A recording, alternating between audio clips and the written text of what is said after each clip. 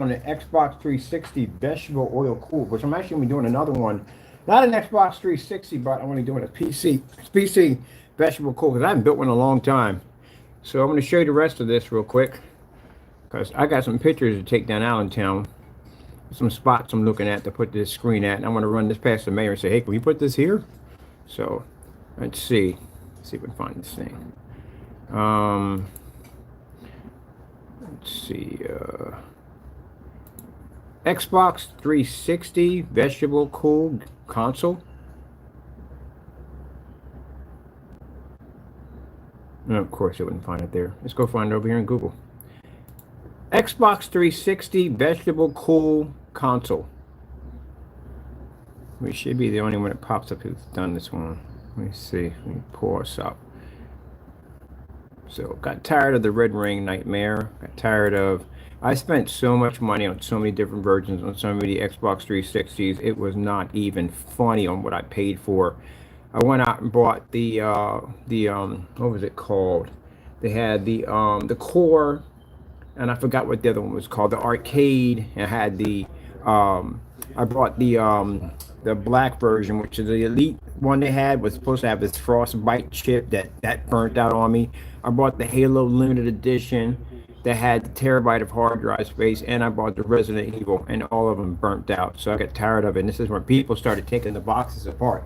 This started the modding frenzy on consoles. I mean, it was already there, but this really started it, triggered it all off. Because then people were just opening them up to just figure out how to keep them from burning out, because then you would get that coffin, and the coffin was crap. You sit there and be 2 weeks or 3 weeks or maybe a month without your system, and they finally send it back to you, and they give you like a free month of Xbox Live, and that sucker turn around and burn out again on you, like, damn it. And you turn around, it's just a freaking headache. So people were just figuring out ways, once you open it up and you figured out what it was an old IBM motherboard, by the way, those you didn't know. So people were just figuring out ways on how to mod these things to keep them cool, because they get tired of them burning out. And keep in mind, that particular time, Xbox, I don't know what Xbox is now online, but at the Xbox 360 era, online was the truth. Everybody was on there. It was constantly chatting going on 24/7. So chances are you had an Xbox Live family, which I had, and to be disconnected from them sucked. Even though if you had talked to them on a phone or whatever, a lot of people kept connected by phone. But still, you want to be on there playing and gaming with your friends and stuff, and you couldn't because your box red ringed on you, which is jacked up. So people started figuring out interesting ways on how to get these things to run. And as these people started popping open these boxes, they realized people that were modders and programmers figured out, oh, heck, we could do all kinds of stuff with this thing. I mean, it's a toy box for us. And people coming up with their J tags and gamer tags, changing at will. You ever been in a couple of modded lobbies for basically Left 4 Dead? It is freaking hilarious. Somebody changed the room to all tanks. Somebody changed the room to all witches. It was raining gnomes in one room. It was hilarious. They had one room you could fly anywhere you want. We were able to achieve one of the hardest challenges, was actually beating the game on the hardest level. And someone actually got us the achievement because he designed a warp that would automatically warp you into the safe room automatically and give you the achievement. Well, there was a lot of stuff going on in there. It was crazy. You'd always bump into these modded lobbies. It was pretty cool. So I met a lot of cool people in the Xbox 360, which I'm still friends with today. I have a lot of friends that I'm still friends with today on that system. So it's a cool system. So whether you're playing football, whatever you're playing, everybody had their friends. They had their chat rooms, the group chats. You could pop in someone's group chat and talk to them. A bunch of people being there all chatting and talking. It was a fantastic time to game. But unfortunately, the system had the red ring issues. So let's go find ours. Let's go. We got to go into our search for it. This is when I was into modding games and stuff.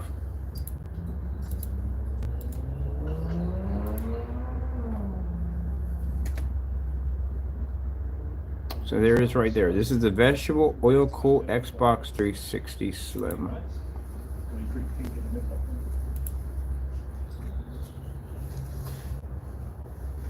Let me get some sound to this. Hold on for a minute. I got music playing in the background. Hold on. Always got music playing in the background. This is my relaxation music. Yeah, people just figuring out ways how to keep these things nice and cool so it doesn't burn out on you. Alright, so we're going to turn it on. There it is, screen. Let's see this. To the screen.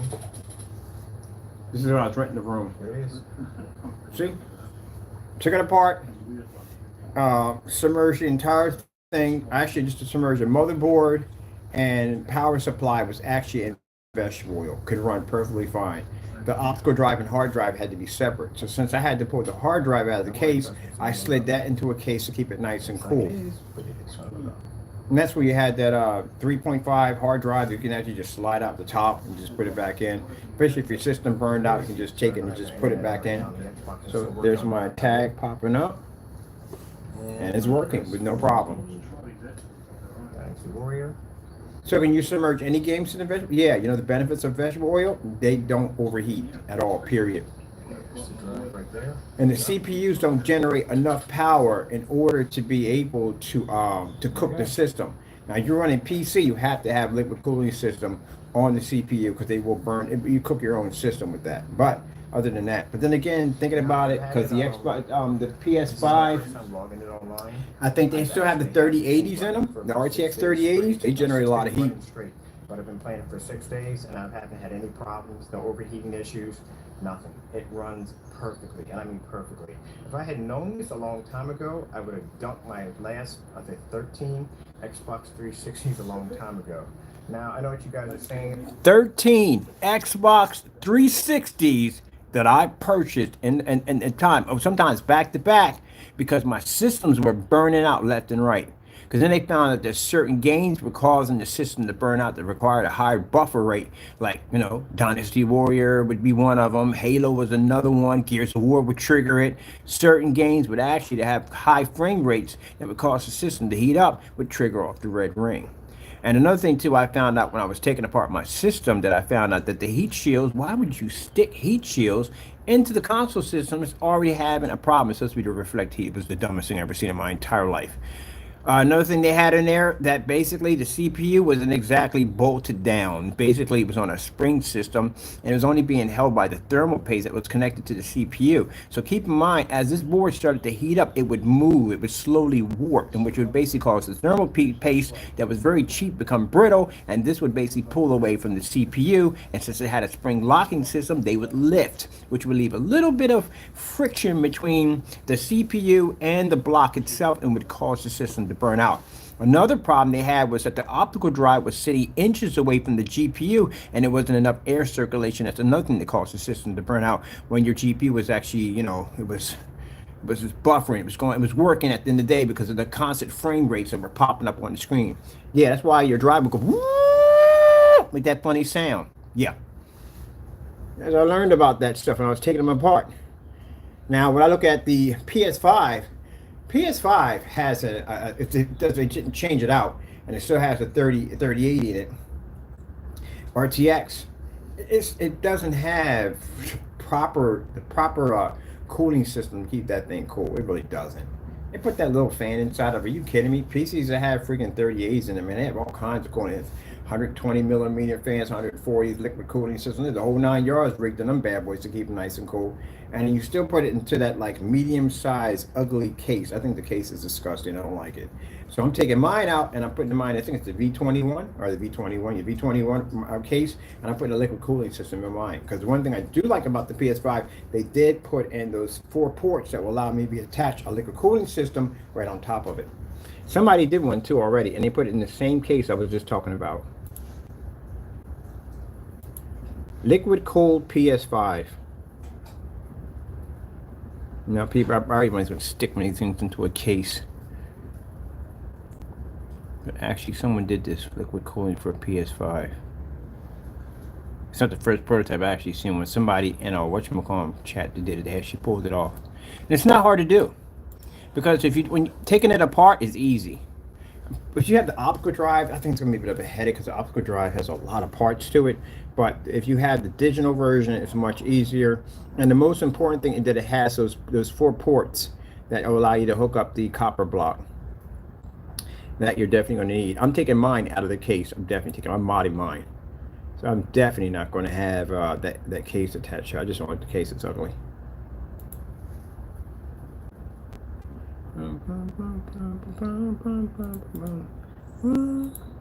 Cool.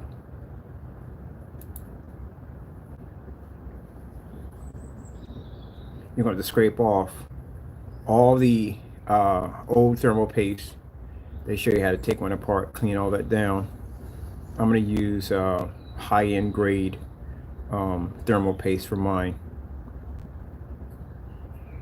And there's more people doing it now. Yeah, take that thing apart, get out of the old case. Now, for those of you who like the case, that's you at the end of the day. I'm not coming down on you. It's just me. I can't stand the case. I hate it. It's a huge turn off. How did I go from this Here we go. Very easy to do. to this?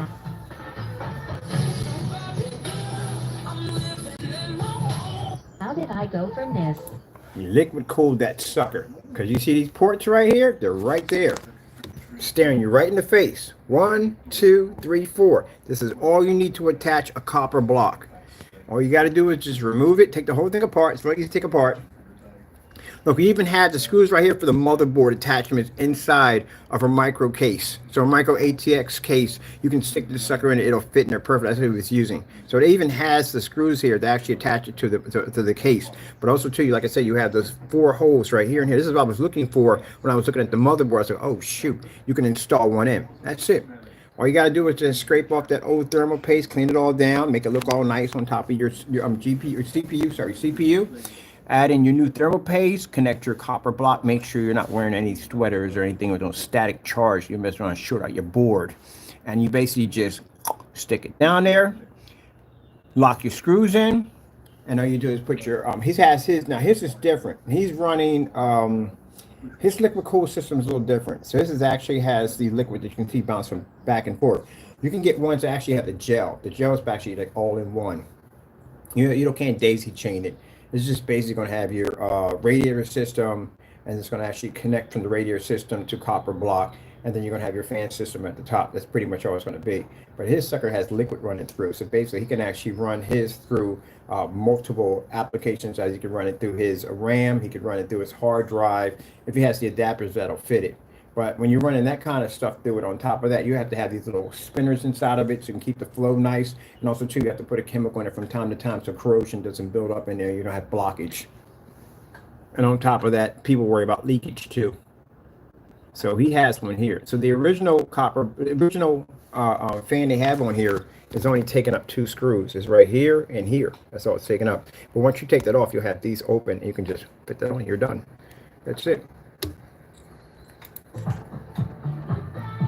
See right here, I told you, that's the copper block right there. These are the 2s right here for your liquid cooling. Right there, you're going to have there. Connected it here, connected here, connected here, connected here. It fits perfectly right on top of the CPU. Yep.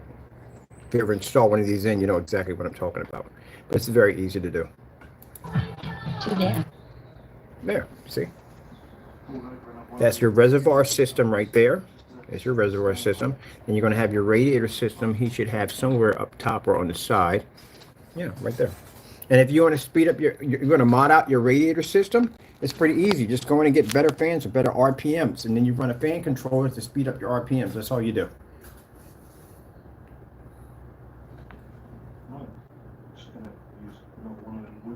You have to have the pump system right here. It's the pump system. That's the reservoir. So he's daisy chaining it. So this goes into the reservoir right here, comes out to the reservoir, goes to the pump system right there. Now, if he had it where he had an adapter for the hard drive, it had separate hard drive, he could run it and daisy chain it to the hard drive, daisy chain it to the GPU or graphic card, and then run it right back in here. That's pretty much it. That's it. There's no way wrong. I can't do that case. I can't do it. And again, with the power that thing has at the end of the day, it's going to burn out. I'm doing my Xbox the same way, too. If I decide to do it the way he's did it with the liquid, we can see moving back and forth, which I think I'm probably going to go that route anyway because I haven't done that one yet. I want to try it. I did it on a PC. I've never done it on a console. I'm going to have blue for the PS, and I'm going to have green for the Xbox. I'm swapping. I don't know how the Xbox motherboard looks like. Xbox. It was an Xbox. What is it called, the new Xbox? I haven't seen it. What's the new Xbox? Xbox Series. Xbox Series motherboard.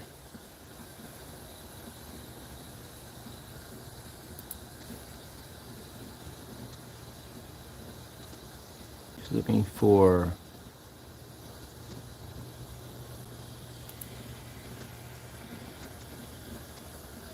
Yeah, they got it too, right there. 1, 2, 3, 4. Easy. Easy to do. You can see it right there. Hold on a minute. That's all you need. Those 4. As long as you got them right there, you're good. The last ones didn't even have. The last one they had 2. Because remind you, when they attached them on, they only needed 2 of them. But these have 4. It's like they made the system for you to mod these things. But yeah, I'm gonna do the Xbox peekaboo window. Put in some green neon fans, which we don't need, but we're just gonna put them in there for fun. And we're gonna put in a green liquid system. We're gonna put in green liquid glow liquid cooling system. That's what we're gonna install in. Put some radioactive stickers on it, some cool stuff on it. Yeah, I'm gonna do something different. I'm gonna mod it out real nice on the case and all. Make it all glow in the dark. The lights hit it, and we'll do the PS system with the blue. This one will have the green. And as long as you have these right here, you can attach it. Get some nice, some alcohol, clean this off real nicely. Put a fresh coat of thermal paste. Make sure you cover all 4 areas. Make it cover full cover. You don't have half and half because you got some problems, but make sure you cover it nicely. And then you just connect it right back on. Put your screws in on your block, and then basically just plug in your freaking tubes and let's get the partying. So we're going to have a mod table. I'm putting a mod table in here for me to do mods on. I can actually show you how to build and design your own form of let's see, what's the word for it? Your own props. Like let's see. Let's pull up the vegetable oil nuclear PC. Vegetable oil nuclear PC. See if it brings me up. On this one, I have to go through my unit here to pick it up because no one else is going me to bring it up. So let's see what kind of vegetable oil nuclear PC. Here we go. So this is a PC I built out of parts, just random parts. I got tired of buying PC cases. I figured I'm gonna buy my own cases. Also, too, one of the 360s was actually in a UFO case, see-through. Modded the daylights out of that thing. This is the Xbox 360 mod. You ever seen Xbox 360 look like that? Yeah, that was my beast that I built. I got tired of the case because the case didn't have enough room and the system was overheating. This is when I was getting to experiment of actually designing, redesigning the Xbox 360. And that thing was connected to a 2011 server board. Actually, okay, put it this way. And the era that I grew up in, it wasn't snap and click. It was all solder. So we didn't basically snap parts together. It was grabbing a soldering gun and soldering your parts. And you got a breadboard from Radio Shack, and you start putting your circuits and all that stuff. And so you breadboarded everything. This is the nuke.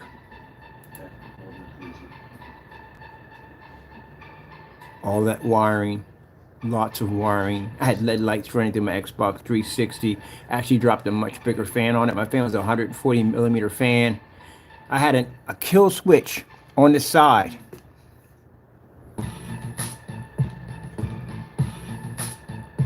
So y'all want to see some PC custom cases? Yeah, I'm gonna design some crazy stuff in here. I even, in this section of the window right here, we took these containers that had real liquid in there too. That make it look like a kind of a bio glue container back in here. And then we used this kind of a putty that we poured out like a kind of a slime that would actually pour out from the side. It was a little pool where it couldn't go anywhere. It couldn't spill on the PC at all. It was designed to stay in one place. But you can see where the containers were pushed over and you can see the goo pushed out and was glowing in the dark. It was a biohazard, a mess in there. It was crazy. See here in the front? So that's the bio setup right here. Mind if it is gritty, it's an old video. I had built a nuclear reactor in there. See this unit right here? So I customized a fan for this thing. This had the regular fan that came with it. I actually detached it and attached a 140 millimeter glow in the dark fan with it. I had to run all this stuff through the motherboards. I had to resolder their motherboard. Put my own stuff in there. Upgrade the RAM chips, everything. This is before I was making screen paint. This was my hobby. See right there? That was a kill switch. So I had to pull the kill switch up, which I had to redo that because the kill switches I had on there, I didn't like how you press the button. So I redid mine where I had to pull that switch up and I had to press this button in order to get the 360 to come on. I had gauge meters and everything on it.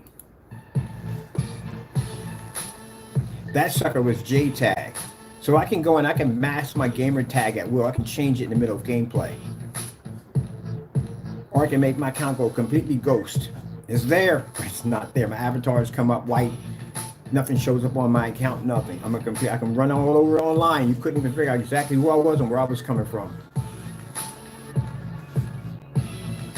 Custom skull design. And everybody was looking at it, was like, oh no, that's not an Xbox 360. Yeah, the camera's right there. It's an Xbox 360 camera. It's an Xbox 360 gaming system. Oh man, check this out right here. It had the bottom, all the fans. So I had fans, 4 or 5 fans running this baby to keep it cold. That was a touchscreen fan controller. I had my optical drive was right there. So I pulled the Xbox 360 optical drive. Of course, it looked just like the regular optical drive you would put in front of PC. And I basically put it right in the section right here. And I had all these fans running to keep the system nice and cool. All to a temperature control fan controller can keep the temperature inside the case to see exactly how hot it was getting in there. So when I'd be on Xbox Live playing, I would take my camera and I would point it over at my Xbox 360. And they'd be like, what the freak is that? I was like, that is my modded box. Everybody 360s had little fans on the side and little lights at the bottom. No, I took mine out and put it in a UFO case and completely redesigned my motherboard. Oh, heck yeah. My freaking skills don't just basically pertain to screen paints. I build and mod my own machines. I build my own machines. I actually do my own custom paint jobs, everything. I even make my own glow-in-the-dark paint. Right there. Showing you how to make glow-in-the-dark paint right there. How to boost it, how to make it more advanced.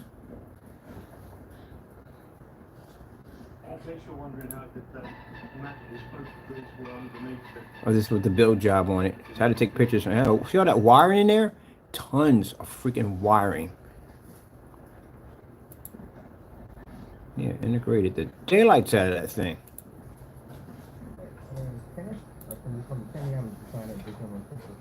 But we're not talking about today. Today we're talking about my Xbox 360 mod.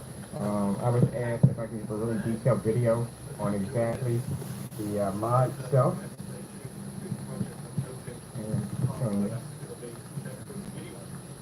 Xbox 360.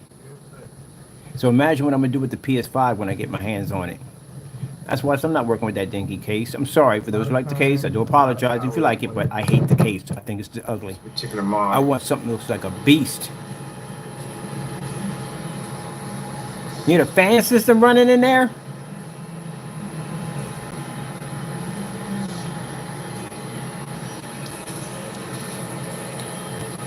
It's my fan controller, all touchscreen.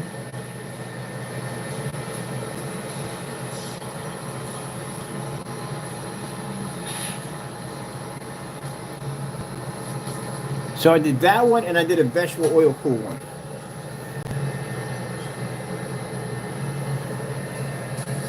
And these kill switches right here on the side, they operate the lights.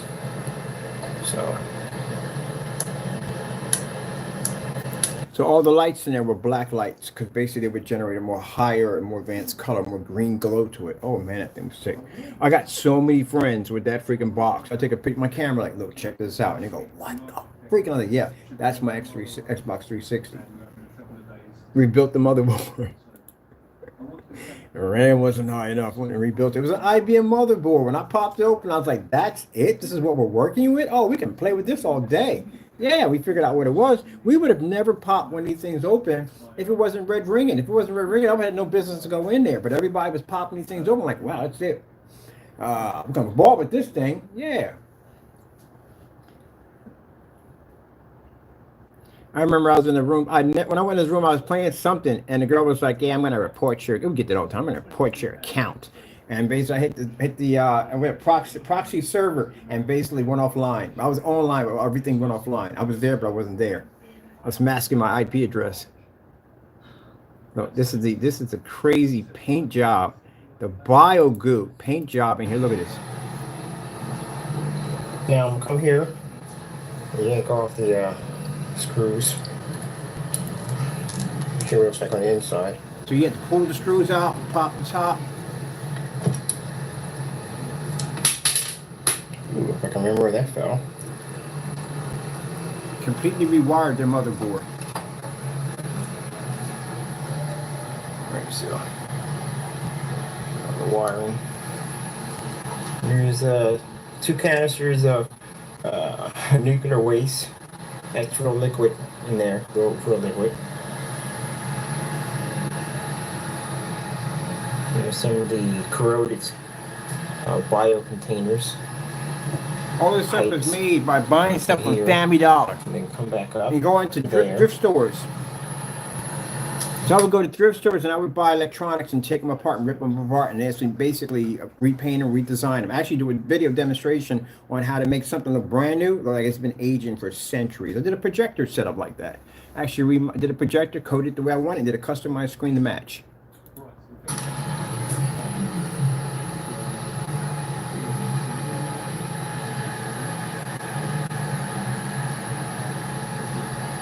Ran the pipes through, everything. Control switch for the lights. That separate control switch control my lights. 2 sets of lights, one with the black lights, one with the blue lights. So the black lights were where the bio containers were at because they give off a harder glow.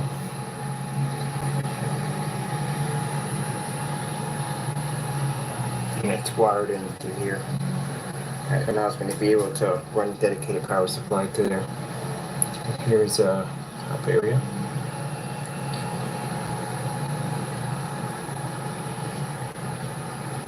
This switch right here,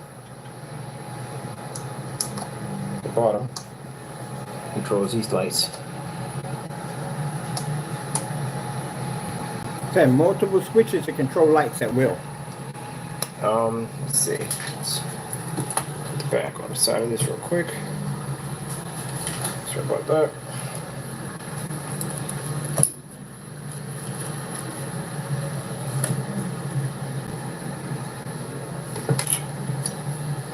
The skull head I got from AutoZone. I picked up at AutoZone. Sorry about that, people. Okay, so what we're going to do is we're going to, hold on for a minute, try to get this back up in here real quick. Okay, put this door back on. Make sure the door on. Alright, so what we're going to do is we're going to go around, we're turning around back. Turn it around a little bit here. So you can see the back end of this mod back here. That runs off about that. There's the reactor right there. You're seeing having the bio meltdown. You wouldn't even know exactly how much time it took me to put this together.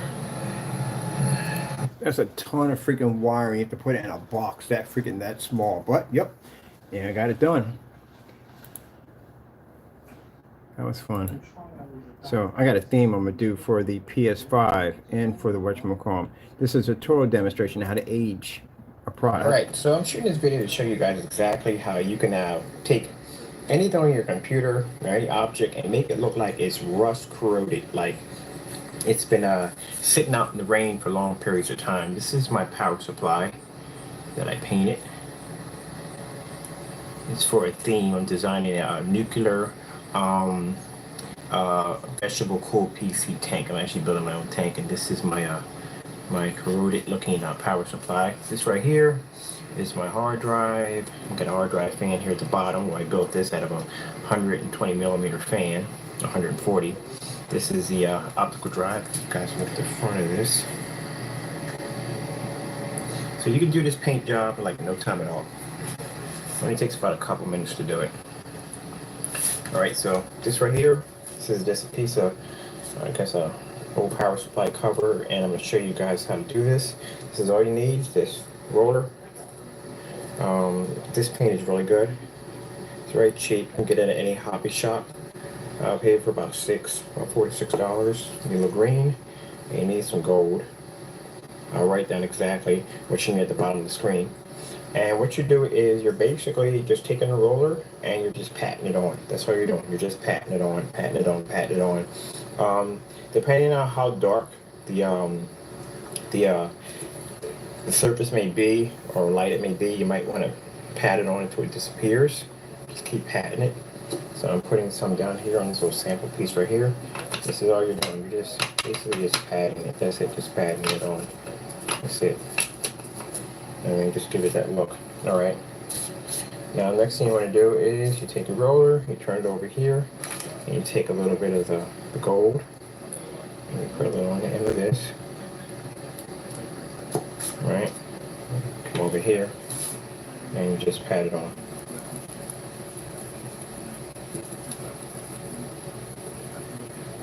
Always start by going around the corners.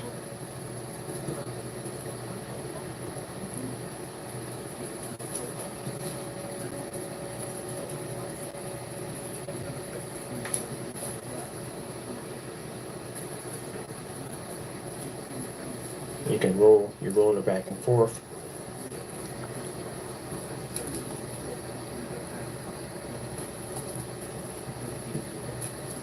You want to get that kind of blending half and half look to it. And then get a little bit more black. Got left in there, hopefully. Okay. Got too much in there, just dab your brush a little bit there. Your roller. Just go around the edges of it.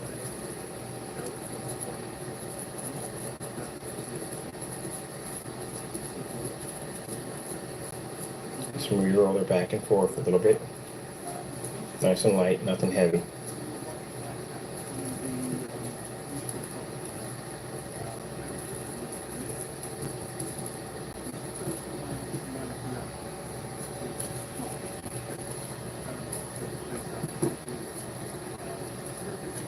Alright, and just get a little bit more gold. It's just back and forth. You don't have to mix it. You just want to give it like a little bit, like a rust effect, and you get the corners of it.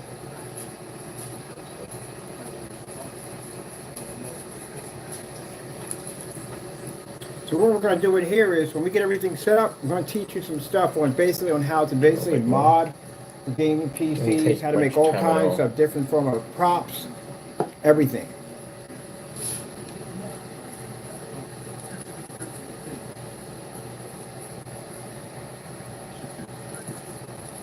This is a tutorial I was teaching people on how to age a PC and give that steampunk look to it.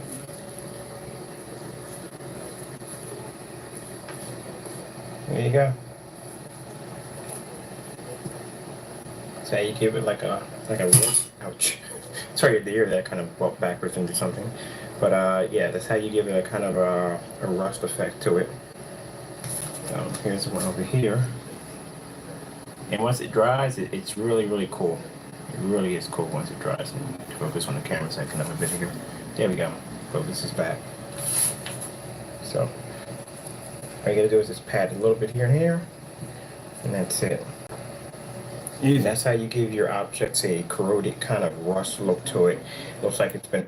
Yep. And then on there, I also have demonstrations on showing you how to make the copper turn green to give it that effect like it's been aging. Yeah, all that stuff.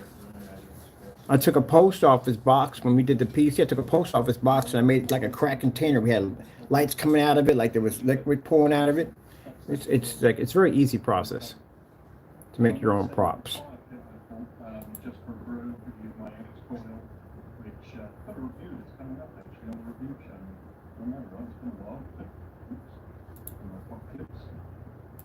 Designing a nuclear reactor. Here's a summary from American Academy of Arts and Sciences. Well, we don't need to know that. The present that. analysis of existing reactor concepts focuses on 6 key reactor attributes: cost-effectiveness, safety, security and non-proliferation, grid appropriateness, commercialization roadmap, and the fuel cycle. We forgot about heavy water.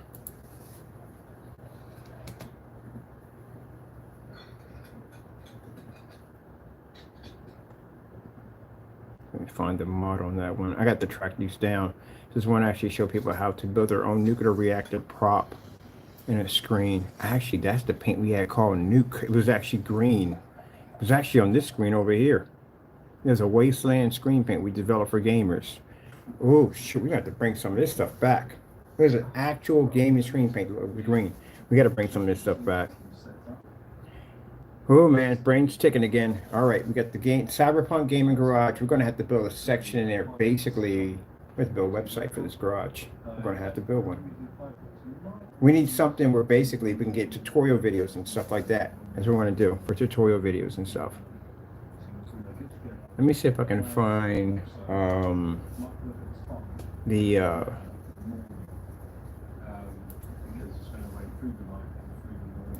vegetable oil nougat.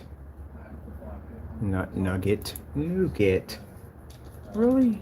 Nougat? Nugget.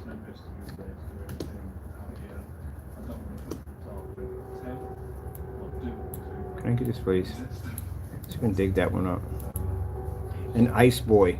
Or Sub-Zero. We had one called Sub-Zero. I thought it made out of ice. That's an easy one to do too. So if you're going to do your PC with your freezing ice, which I'm actually going to, that's one of the mods I'm going to do for the PS5. I'm going to make it like a block of ice. And that's very easy to do. So basically you're going to have to get, well actually got EL wire now. So all kinds of different forms of EL wire. But you're going to have to make your own kind of icicles. It's pretty easy to do. I'll show you how to do it. So I'm going to basically ice the PS5. I'm going to actually put it into a block of ice.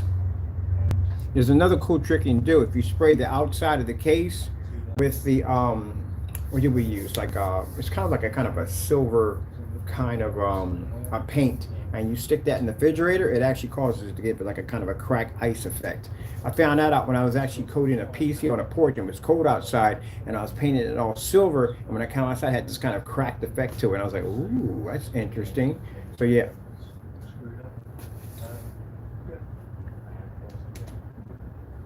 There we go. So this PC right here, this is these are my vegetable oil PC mods. This right here is the Nougat vegetable oil PC. I actually made my own entire case out of Tupperware.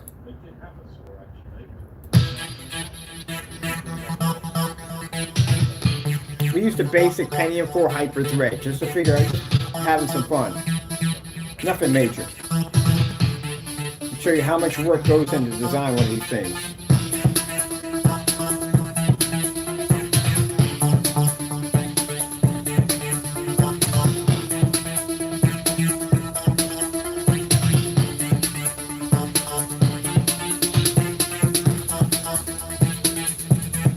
Oh, the nuclear reactor cores here and here, this one right here, these are actually mustard and ketchup dispensers that we got from Family Dollar. So everything was purchased from Family Dollar or a thrift store. Even the PC, we got it from a thrift store. There's a bit of a bet that we had. The silicone works perfect for making the nuclear waste.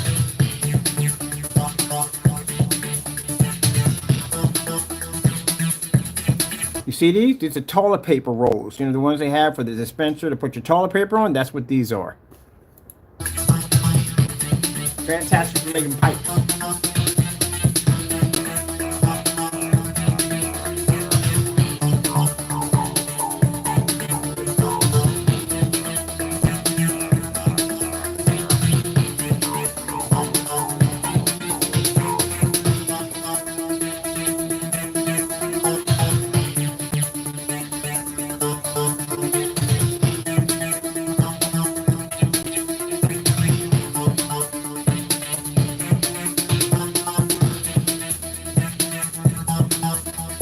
Video I show you how to make the corrosion. That's from that. These are the props I was designing for.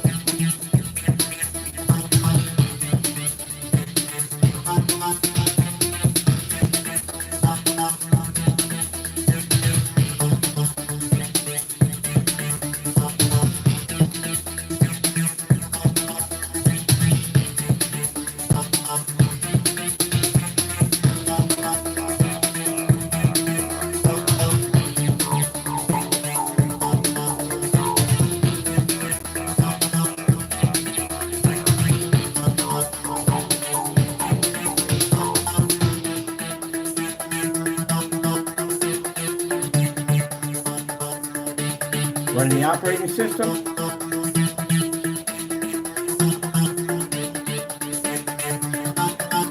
You see the program where it says Windows XP Pirate Edition? My buddy June was a master programmer in encryption. He basically re-engineered the operating system. Yeah, he redesigned it. He's pretty good. Never bought an operating system ever. Added in the LED lights. So these right here are catch-up dispensers with LED lights running through them.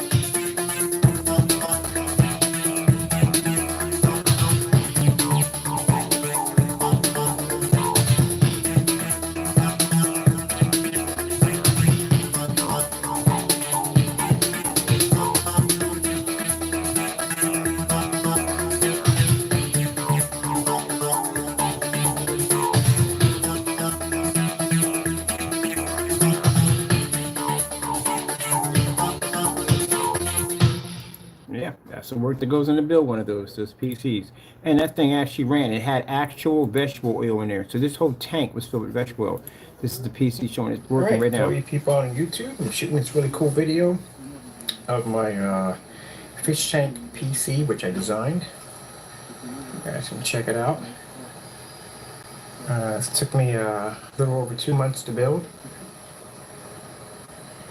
And just so you guys can see, it's real oil in there. It's the water, the oil.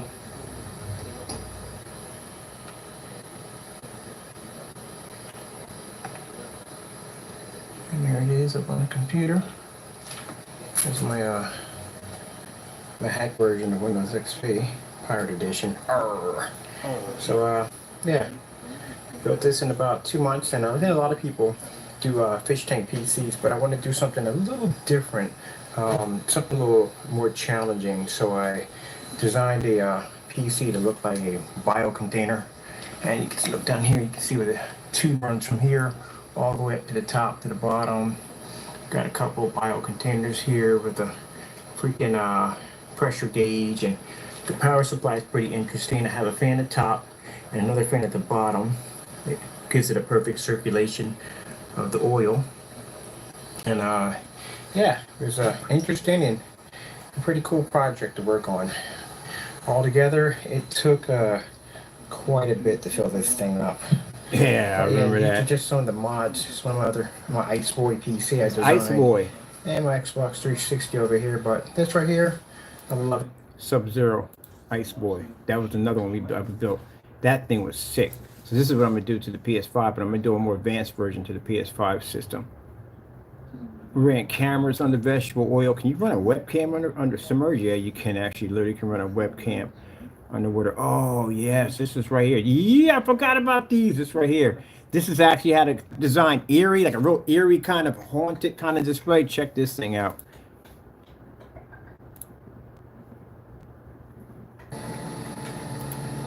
It's real easy, very cheap to do. Doesn't cost a lot of money.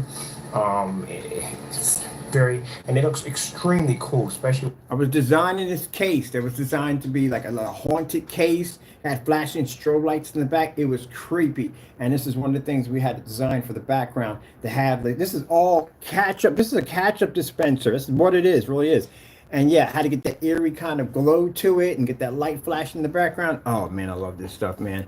When this is I'm going back into this under vegetable oil, and it's submerged. At the bottom, I got an 80mm fan, which is just this right here, and the wires are just some leftover wires from an ATX extender for a motherboard or power supply and so forth. So just basically just cut these, and you put small holes here, and you connect them to the side of here. Now I went cheap style. I basically put tape around it, all right, so it's sealed in, and then I basically coppered paint the tape to give it like a kind of rust kind of look to it. So basically, to get that kind of eerie rust effect to it, what I did was I basically painted the entire thing copper, and then I took a screw. Well, I can't find it. It's not here right now. Oh, here it is. Just took a long screw, and just scraped it along the sides, and then just added in the UV paint over top of it. Gives it a real eerie effect. So I'm gonna plug this thing in so you guys can see it. Right now I'm using a adapter, Molex adapter, which allows me to test and power things up, so you guys can see it. So that's what it looks like. It gives it a little creepy, eerie rust effect to it. I'm gonna come over. There's also something to it that's going to be fantastic for my Bioshock setup, because I'm actually doing me a Bioshock PC again. I really enjoyed my build when I did the Bioshock, but this one I'm going to make it much different. I'm actually going to put that city under the ocean with the whole 9 yards. I'm going to build a whole entire theme around Bioshock, because I'm a big fan of Bioshock. But that right there gives it a nice eerie effect for Bioshock.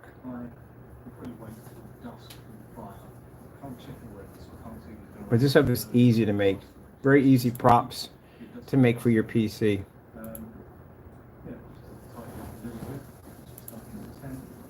Hey, how you guys doing out there? My name is Kenneth Bird, designer of digital white crystal screen paint.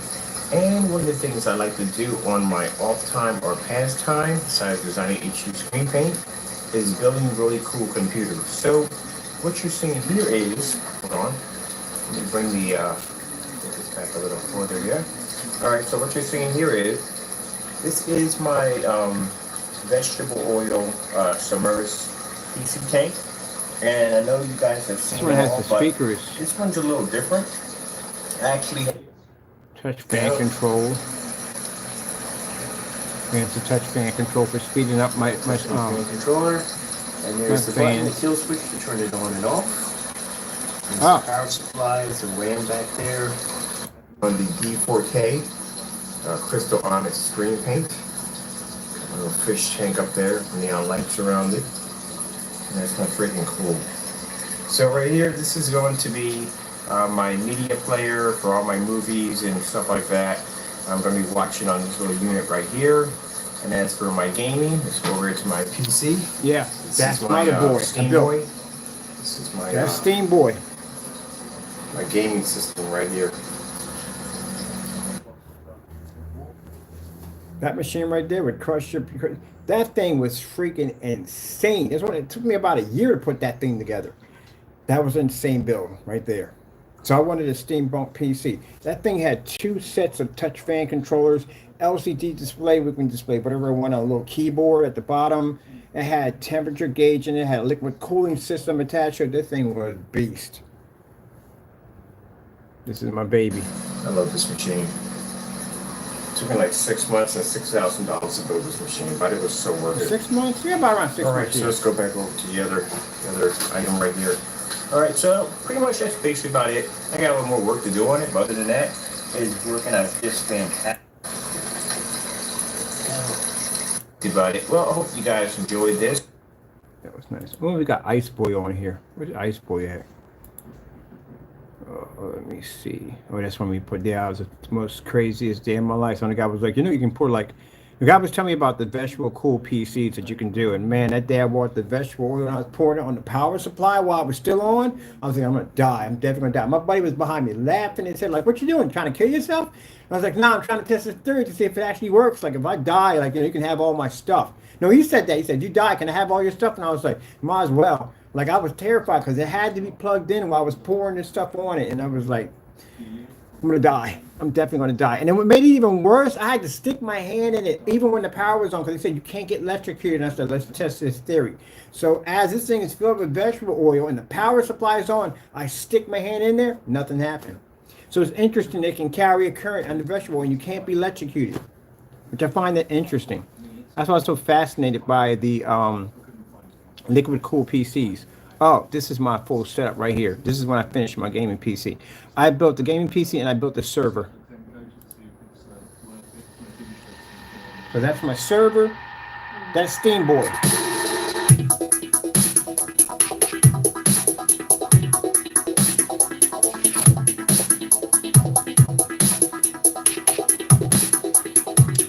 Displays. Sick.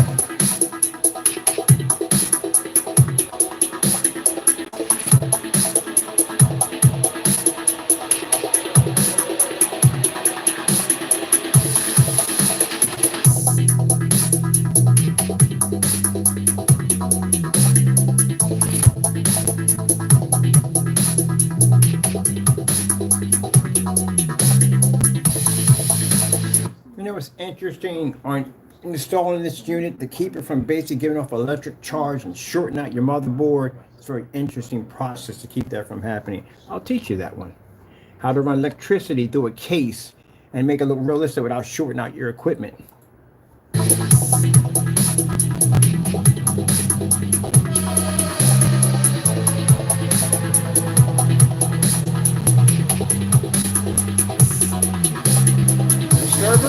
Server, a proxy server for masking my address, IP address, and all that cool stuff when I'm gaming.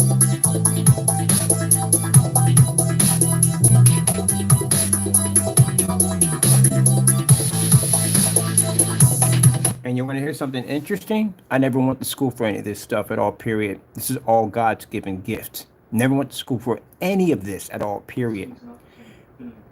See, how I learned how to build computers is one day I was sitting there and I was reading from the Bible. I was reading Leviticus in the Bible about how God taught the children of Israel. These are basically people who had no skills in carpentry, no skills in carving or anything whatsoever, but they were able to build the tabernacle, which is actually the most exquisite, beautiful piece of work you would have ever laid your eyes on if you were able to see it.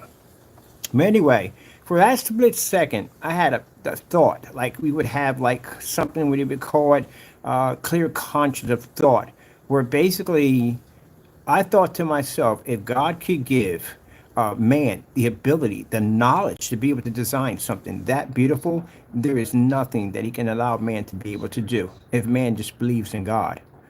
If he gets his true 100% faith. And for that split second, I had what you call a pure thought, like a connection with God. And I heard the Lord say, what would you like? And I said, I want to learn how to build computers. Because at that time I had tons of Tiger Direct catalogs, this is way back then, and I wanted a computer so badly and they were so expensive and I couldn't afford one. And that's what I asked him. And when I went to sleep that day, went to sleep that night, when I woke up, something was different. I grabbed the Tiger Direct catalog and I could understand everything that was in that book, everything in that book. And the knowledge just kept getting more advanced, where basically I was writing composition books and all these computers that I wanted to build. I was just piecing them together and designing all these computers. So one day I was sitting outside and my neighbor was throwing away an old computer. I said, "You trashing or fixing?" She said, "I'm trashing." I said, "Can I have it?" She said, "Yes." And I was able to rebuild and program that computer and get it back to life and got my own computer. And then later on, I was blessed to get a hyperthread, TH or HT hyperthread. Pentium 4 hyperthread from another neighbor, and I was able to rebuild and design that one, and it came from customizing my own cases, and this is where I ended up at. And I was making a lot of money doing it too, because people were paying me in the neighborhood to repair and fix their machines. Yeah, all that came from God. Everything I have comes from God. Whether it's modding, building, whatever it is, all comes from God. So technically, if I want, in this area right here, I can design all my gaming PCs, mod all of them, build my screens for my setups, everything. Even build my own speakers if I want. I have all that knowledge in my head. Anything that I need, anything that I want for any application, the Lord will bless us to be able to have. If I want technology that can read through sunlight, we have the capability to do it.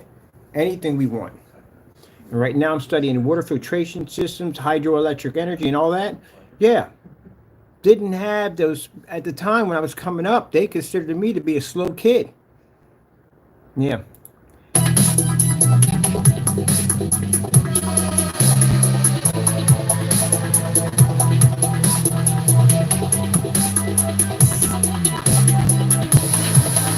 So that right there is digital and crystal screen paint. So I built my own computers, modded my own machines, designed my own server, did my own networking, and then turned around and built my own screen.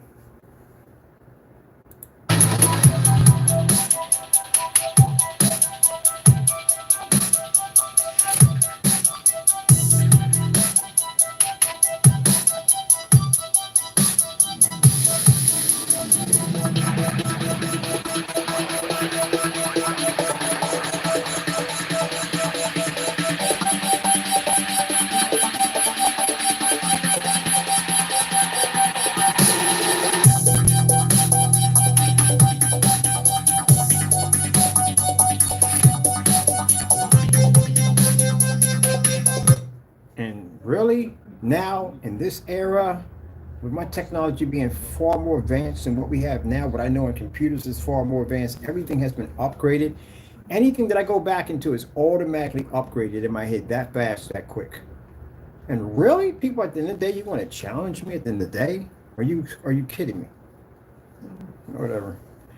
That's why we don't pay y'all no mind. Because again, at the end of the day, like I said, we've seen what y'all have to offer. You have nothing to offer at all. Not a thing.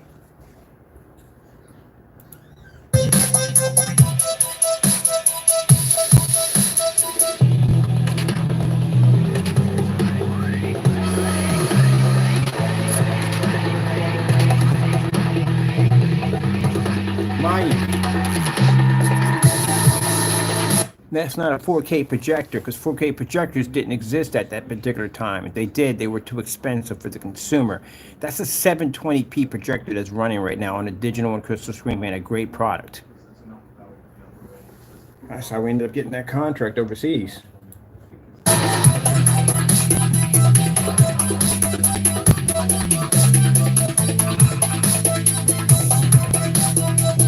Borderlands 2? That shows you how far back.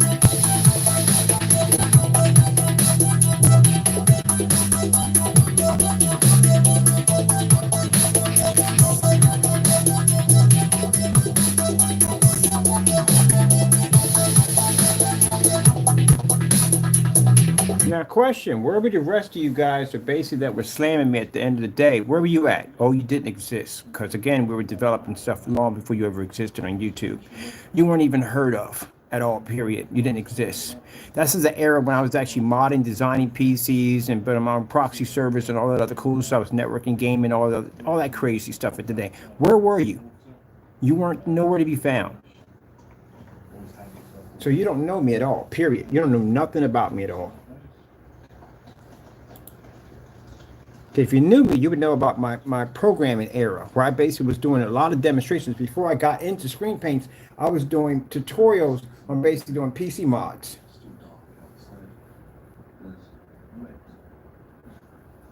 So let's go to Ice Boy. We got Ice Boy on here? Where's Ice Boy? There's Ice Boy on here.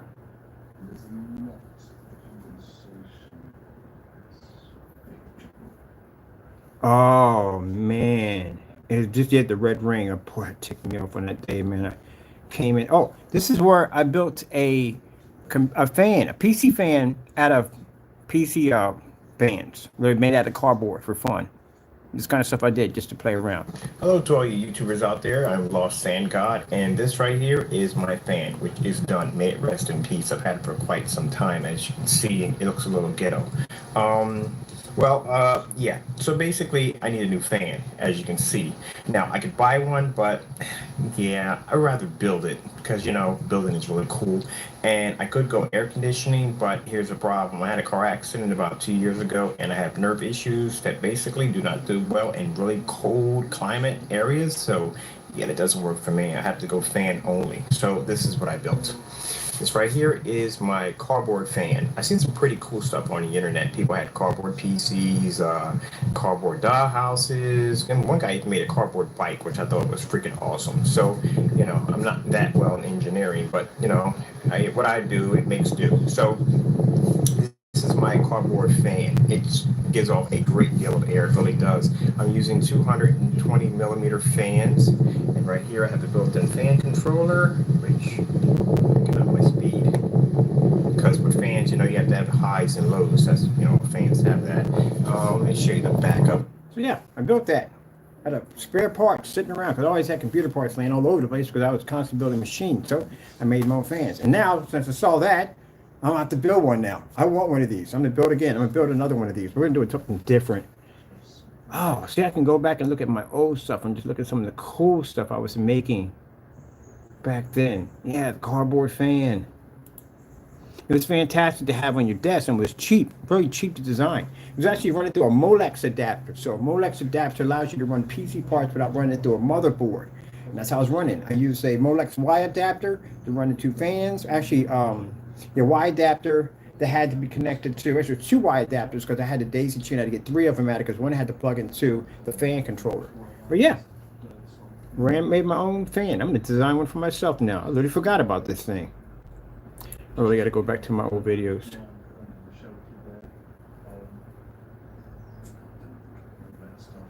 Oh, do I have the PS? When I first bought my PS4, it was called the Blue.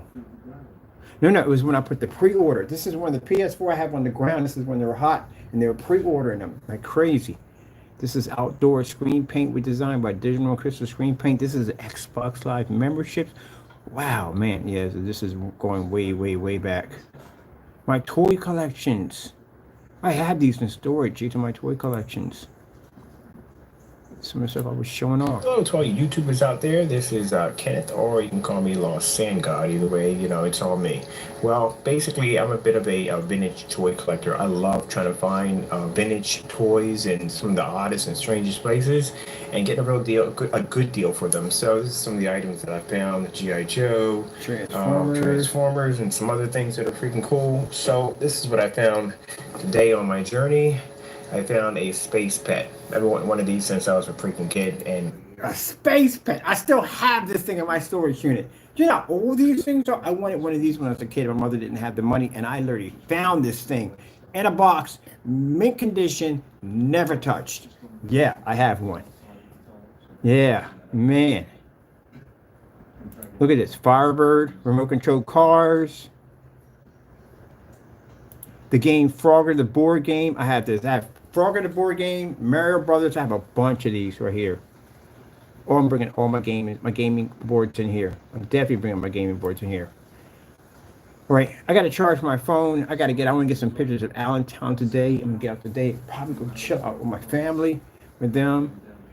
I want to see. Do we want to get the Sub-Zero in there? Man, Sub-Zero. Let's see if I find this. Sub-Zero gaming PC. Sub-Zero PC mod.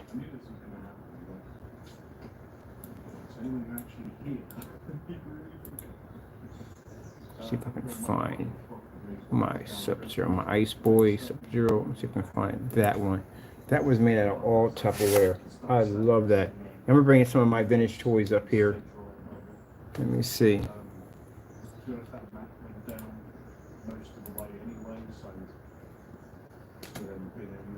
Yes, this is Ice Boy. fan right here. And if we get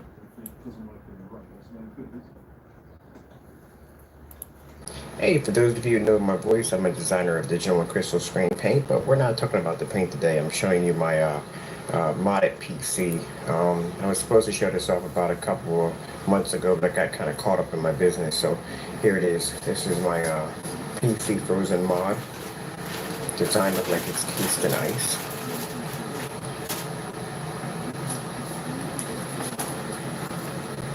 There's kill switches right here to turn the neon lights on and off. This right here is a fan controller that runs this fan right here. And if we get around to the back of this right here is another fan controller that controls the fan right here. Guys, look at a good look at exactly how much work went into doing this.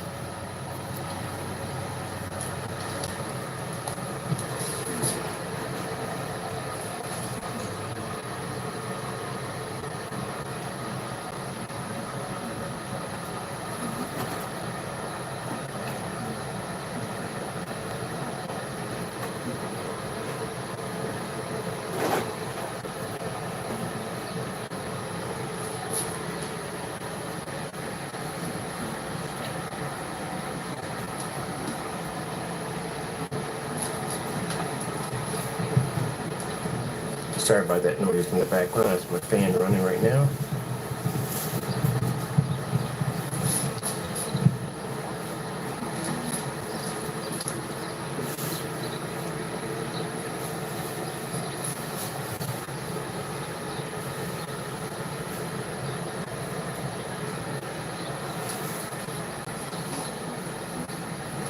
So, CPU, there's a fan running air, pushing air through here.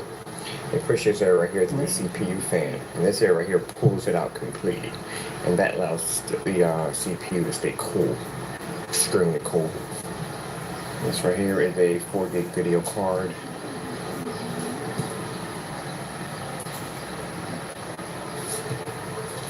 So this whole entire thing is actually made out of a Tupperware.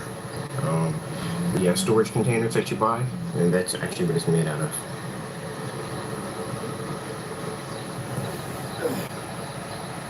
So let me turn it on so you can see exactly what it looks like. And this is my Digital One crystal screen right now, I'm working on right now. And some new paint and some shipping products. Which we'll be shipping out some more of these paint probably a day.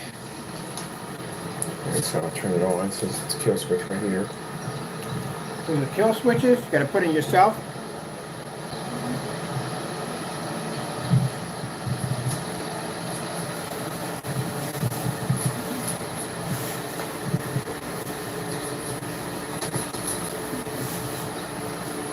Right here is a touchscreen fan controller, so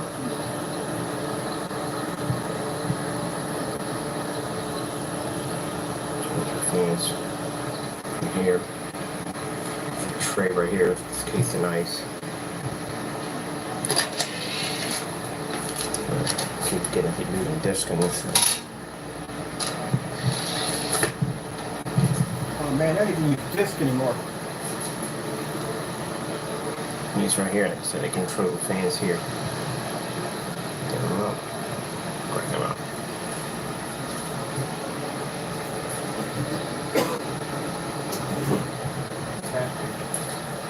I haven't decided what kind of liquid I'm going to put in here yet. Still working on that. Check on this side.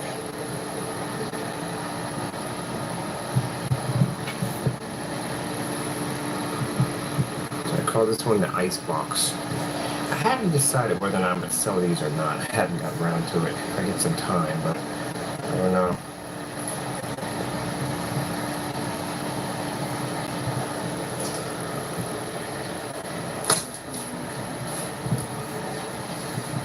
I'll show you exactly what it looks like on my display here.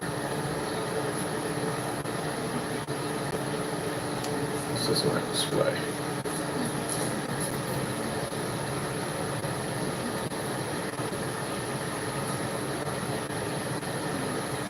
This is my Digital One crystal screen. This is the HD paint I designed. So you can see exactly how good this paint is. Sorry, I'm not supposed to be talking about paint, but I love my work. I really do love my work. And yeah, we're getting ready for our launch date right now. These are all the boxes and stuff I had to order. I got massive orders right now for people that are ordering this paint. And like I said, I do a lot of the video demonstrations with lights on, so you know. This is my HD screen paint I designed at $148 a gallon to $119 to $58 a quart. Man, you can't beat that. Alright, so let me get back to this right here. So, yeah, this is the PC I built. I call this the Icebox. Our gray Digital One crystal screen paint. I'll show you exactly what it looks like. Before anybody else had it, now. Here. Look at it. The color on my screen, running the BenQ MS500. That's my first projector. This is my display.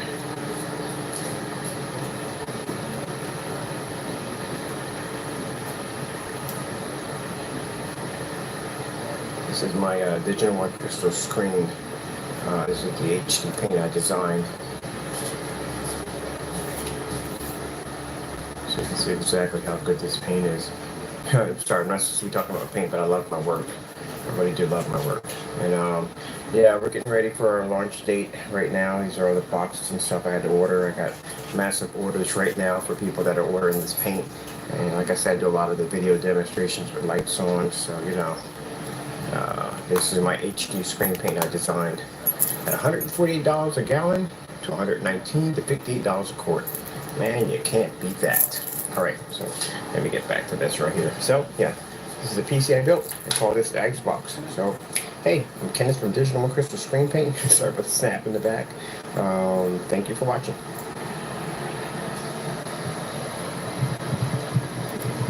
My ice boy. Man, I'm getting ready to go to the door. Gotta go order this product for this guy.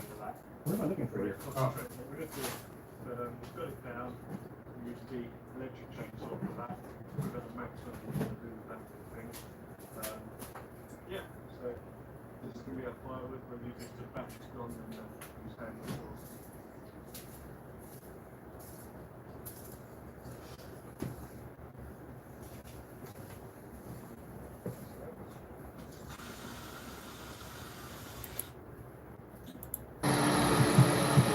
call this one the ice box. I haven't decided whether or not I'm going to sell these or not. I haven't got around to it. I get some time, but I don't know.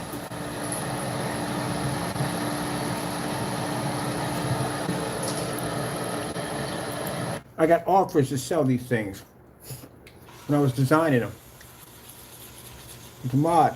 Well, a lot of money. But I didn't have the time because I was running my other company. So I had to choose one. And I chose the screen paint. That's my BenQ MS500. That's my first projector I ever ordered. See the color of my screen? Looks like on my display. It's gray. That's Digital One crystal screen paint right there. I said we had it first. We had it first. Here. This is my display.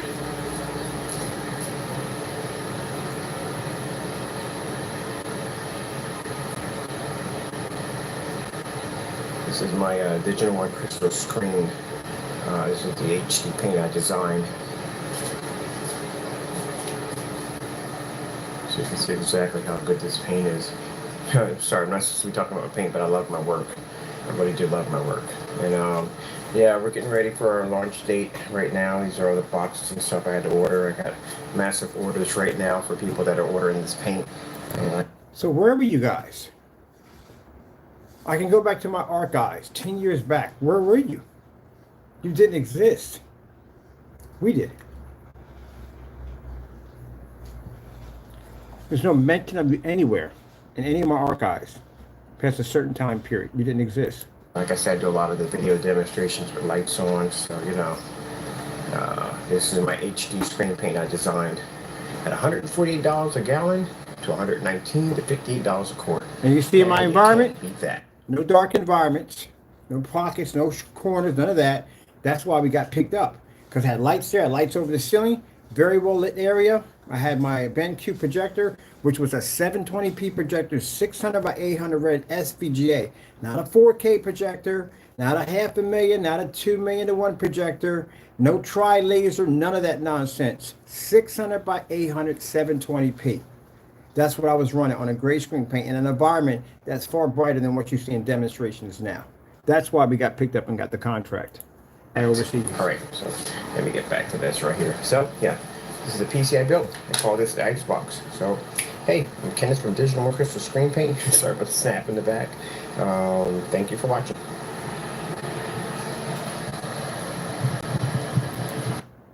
Yeah.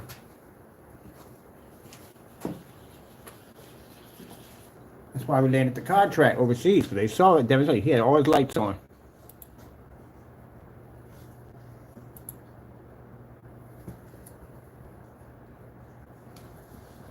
I'm going to use the top trim as well. This is rather than using a sleeping bag. It's been pretty hot lately, but I can't go there and get it. I'm going to put pull up my old projector. I'm not going to get too cold. It's my first projector I ever ordered. It was a BenQ MS500. Yeah, first time using this. I forgot that projector.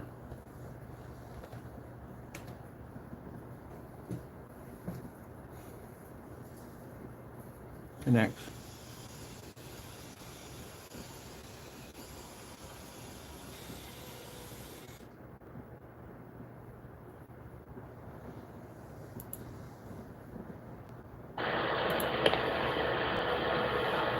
Now this is a test of the screen I designed.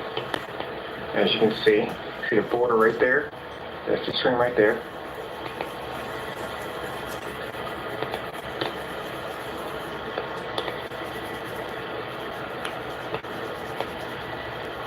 Alright, see the border, that's the screen I just designed. The top part, that's mother screen. And this is my paint that I designed. This is the digital glue system.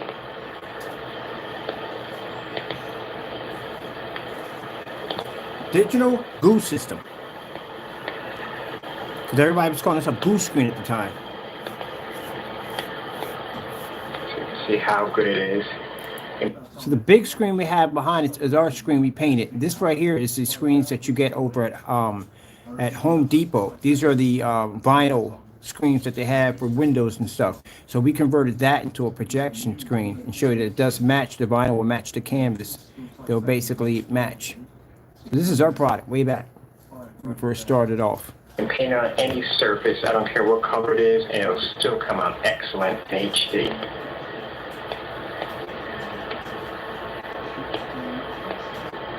As you're seeing, the bottom part is the screen I just designed, and the top part is my projector screen.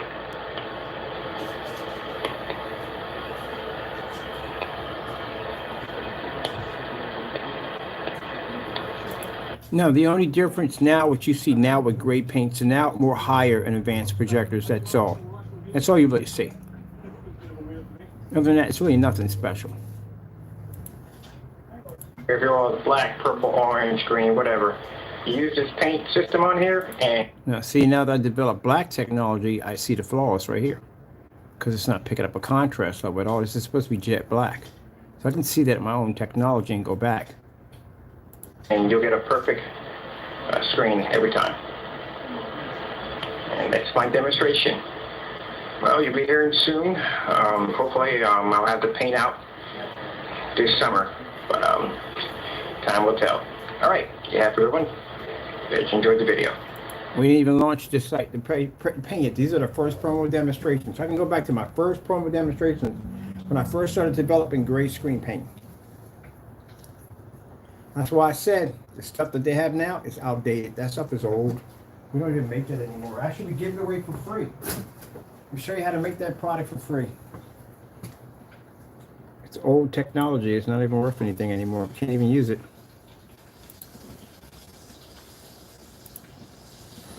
Hello, my name is Kenneth, or some people call me Kenny, and I'm the designer of Digital One Crystal Screen Paint. And what we have here is not a very good job, but it's actually the screen from my paint. Look at the color of it. That I just made on my wall.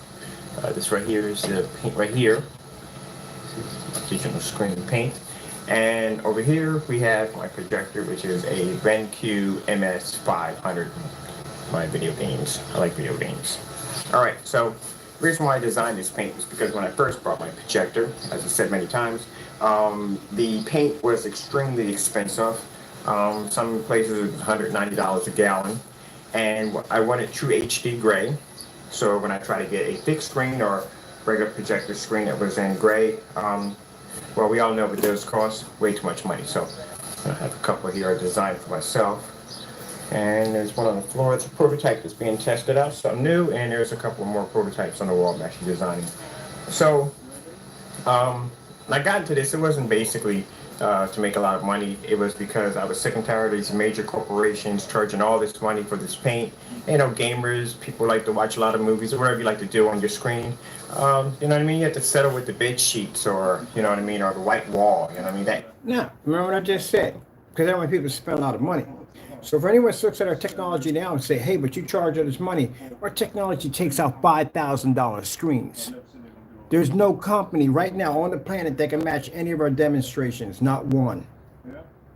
So that makes our technology worth a lot of money.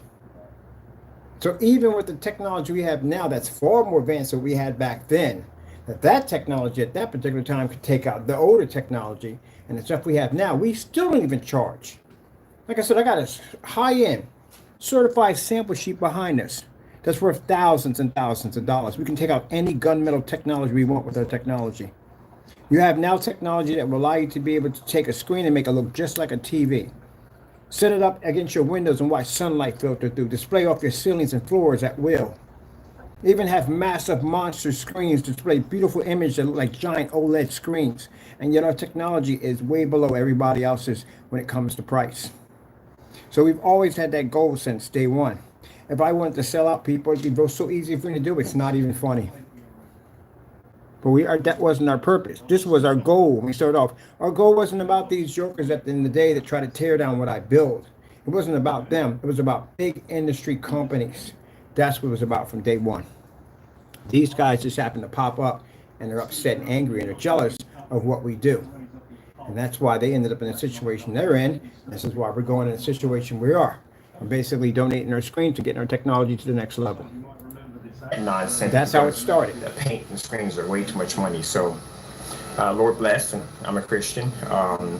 I was blessed to having the right chemical reaction and mixture to be able to make this paint. And it came out a little better than I thought because it allows me to be able to use it in a well-lit room. You know, you can have your lights on, you can, you know, do video gaming, watch movies, whatever, you know, read books, whatever, in your living room without having to look like the Bat Cave. So what we're gonna do here is I'm gonna go over here, turn my 360 on. I'm gonna show you this demo. Lights on. Sorry about that. Put my turtle beakers on. It's the only sound that I have. I should have speakers in here, but I haven't got around to it yet. All right, so switch this over. All right, there's the body count. There you go.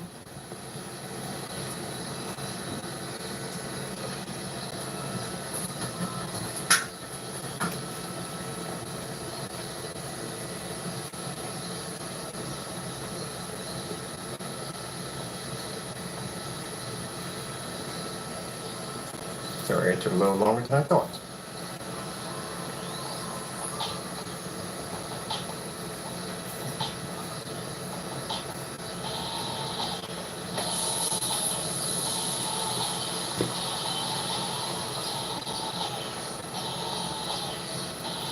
Is this before all the 4K HD videos were around?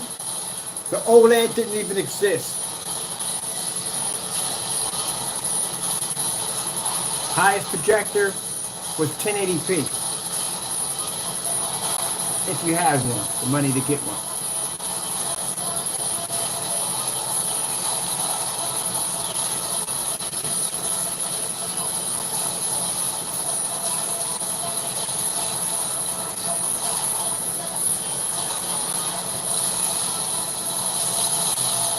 That's why we consider ourselves to be the leader of the pack. The lights out. We're there before anybody else You make it was. more better.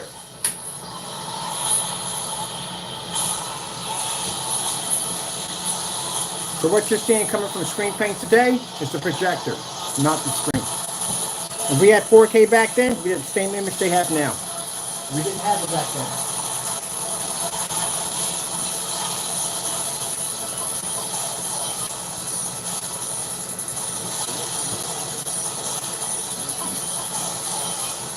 Now, you know what's interesting? As I'm looking at these black levels, at that time, I literally thought I was seeing black. Because I didn't think there was anything darker than what we had, because the whole purpose of the gray screen, as I said before, was to be better than the white screen. At one point, there used to be an argument which was better, a white projection screen or a white wall. I've seen them all, DLP versus LCD. When the DLP projectors came out, when the gray screens came out, was a gray screen really worth the money of paying for a physical projection screen? It was gray paints or any kind of paints versus physical screens. That was an argument for a long time. So at that particular time, you thought you were really seeing black until gunmetal technology popped up, and you realized you weren't actually seeing black. We're not a dark shade of gray. And that's when I found out, when I put that diamond against my screen, I realized that my product wouldn't survive if that technology existed. So we had to go black. And it was a good decision. That's the background supposed to be black.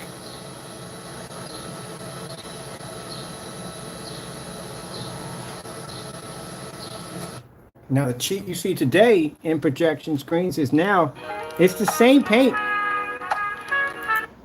It's the same thing as the gray screens, but now you got projectors with 2,000,000 to 1 contrast, which will alter and change things. So the projectors are designed to alter and change. 4K, higher resolution, higher colors.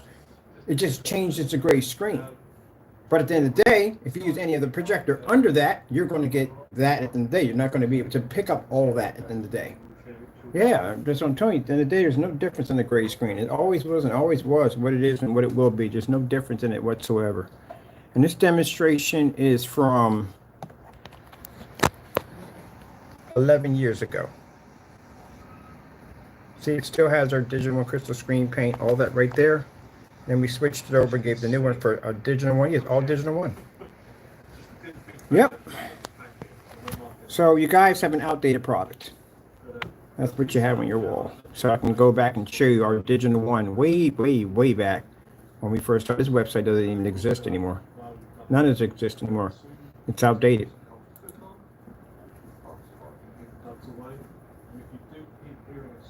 I still have people that contact us and apply to us on these old videos. when the wind blows. It's quite loud.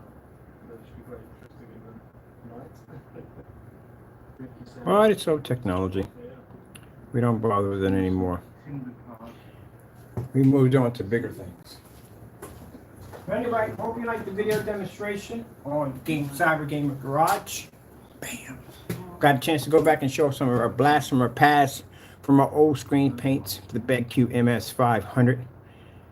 And just showing you that, yeah, you have an outdated screen. If you have a gray screen, you're outdated. You have a white, you're definitely outdated. Me and my friend Howie testing out the Digital One Crystal Blue paint, and right now he is wearing a jacket that is covered completely in the paint, and we're going to show a demo of Xbox Live.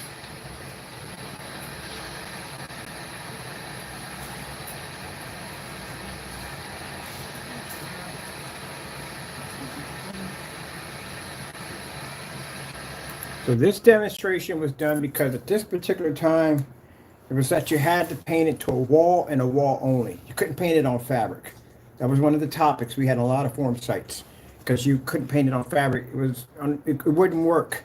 So we came on and we did a demonstration, not only painted on fabric, but I painted some clothes. I had my buddy put them on, and he basically stood in front of the camera to show that basically that's the regular screen, that's the wall right there, and that's the fabric. This is the kind of stuff we had to prove back then. But painting on everything, you couldn't paint on everything, because when Goose Screen came up, Goose Screen made these rules that it had to be painted on a certain surface, and everybody was following Goose Screen because they were the black diamond of screen paints. They were the leader of the pack. So with that being said, yeah, there were certain rules that people wouldn't. We had forum sites, and I got little arguments with Mississippi Man and other people were in there, because I was trying to tell them, like, no, you can paint on other things besides fabric. You don't have to put down 8, 9 applications. You don't have to spend hours sanding to get the surface. You have to go through any of that. This is why. This is some of the demonstrations we're showing them.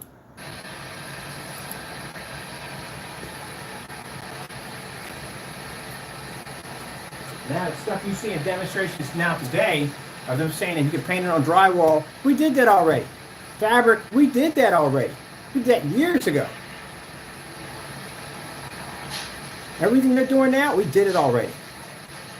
The only difference is they're using high-end projectors. We didn't use high-end projectors in our demonstrations. 11 years ago, an Optima P2 didn't exist.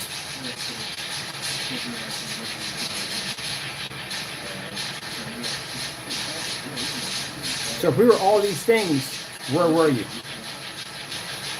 You didn't exist. Shut up. The rest of the crew.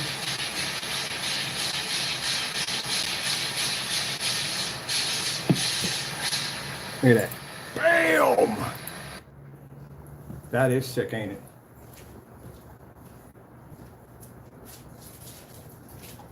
So now our demonstrations we have now, we're environments well beyond that. Outside demonstrations way beyond that. So if you guys can't compete with these demonstrations, how are you going to compete with the demonstrations we do now? How are you going to keep up?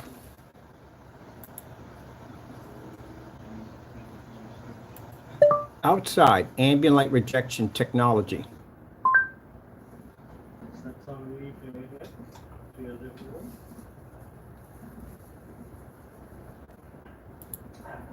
I just have to reframe that for our contract distributors, but as for customers, we're not doing any more screen paint. The dimmer switch is down. Now we're going to bring the dimmer switch, there it is right there, it's my dimmer switch. We're going to bring it up. That's how bright my dining room lights are. And as you can see, Windows open. this is that screen to focus a little better. Sorry about that. Little focus issue on the camera. There we go. It's fighting me a bit.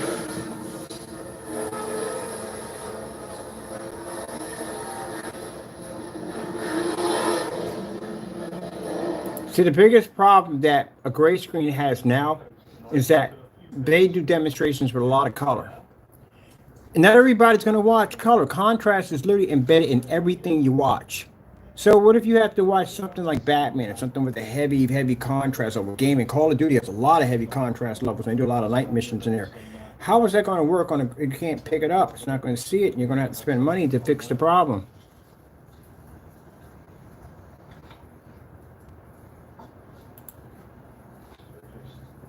Ambient light rejection technology is extremely important. It's a must.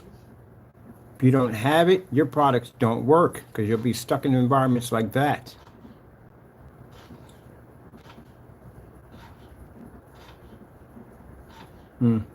This guy's still crying about something. I don't know what it is. We don't pay him any mind. Yeah, you got to have that ambient light rejection technology. Look at all these companies showing darker screens. This is daylight screen. They're showing the gunmetal technology. This is the future. It's darker technology. But we've had that screen over here. We can take their screen on because I've had done demonstrations against their products.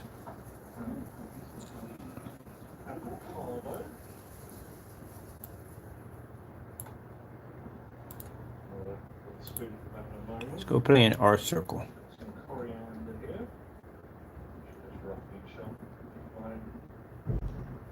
Yeah, you can go back to our Digital One archives and you will literally pull up demonstrations that people are doing now, 11 years ago. That's how old great products are. They literally give this stuff away for free. There's no purpose for it at all. It served its time. It did great at that particular time, 11 years ago. It did a fantastic job. It's outdated. It's not needed anymore.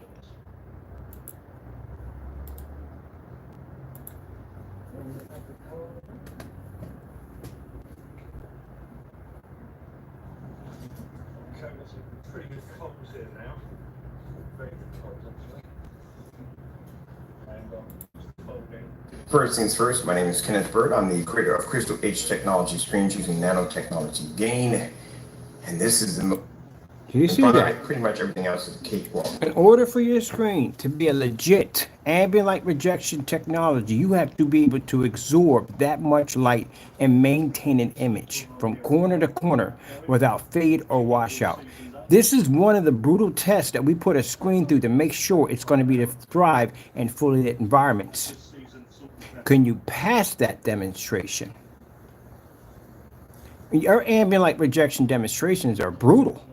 Can you pass that on a great screen?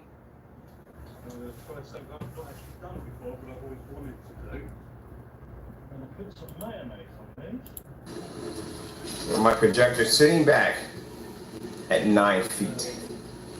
This is what I mean by extreme ambient light rejection technology. When somebody comes up to me and tells me that they're in an extreme lit environment and I just see a window and door, I start laughing. That's not extreme. Take it outside. You want to show me extreme? You want to tell me extreme? Put it in sunlight. Can't escape from light like this. I'm going to do more of these demonstrations. As a matter of fact, we got a screen we're building that has a LED light wrapped around it. I'm actually building it that connects to the screen. So the screen has LED lights on the inside of it to show how the screen absorbs light. This is what the screens can thrive in easily. This is a cakewalk board. When most screens... Oh, and keep in mind, that's not a black screen. That's a silver technology we developed to absorb light. That's not black. That's silver. Yeah, you're going to have to back these things up. Curve projection screens. We got those. We built a couple curved screens. Rear projection screen technology. Bender done that. Oh, that's my gaming screen right there. Screen sitting next to Windows. Hey, how we doing out there today? First things first, my name is Kenneth Bird. My company is Crystal H Technology Screens. I'm displaying our Phoenix Black. This is a black technology screen paint designed to absorb tons of ambient lights. Now, let me show you how to get yourself a real ambient light projection screen. Not something you're going to see in a demonstration where you're going to be faking it, where you're going to have... Because we get to show off the ambient... Did I say any more? Sony 720p ultra short throw, hitting the big screen at 150 inches, screen to the ceiling 180 inches, running off a BenQ. Both those projectors in that environment cost me less than $300. This is what you got to prove.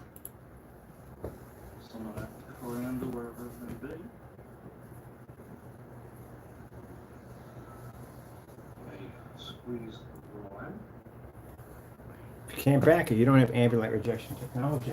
And that's the same thing, not just for paints and stuff. That's the same thing for certified screens. Because certified screens, I see them in ambient light controlled environment. That's not an ambient light controlled environment. That's why we overpower your screens so fast. Those screens can't function in that environment. I need to get this video. Post this site.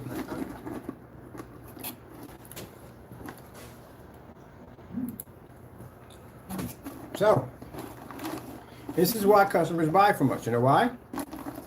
Because they go look around the internet, try to find a screen that says ambient light. That's what they want. They don't want to be stuck in the dark. They don't want the screens washed out by windows. They don't spend a lot of money for expensive projectors. And if they do have expensive projector, they want money that they paid for. And you watch demonstrations of people cracking doors and windows and with the certified screens, dark environments, ambient light controlled, and we show screens at 180 inch bouncing light off a ceiling. At the same time, it's knocking light off a 150 inch screen. That's ultra short throw and short throw. The same demonstration. Well, watch this.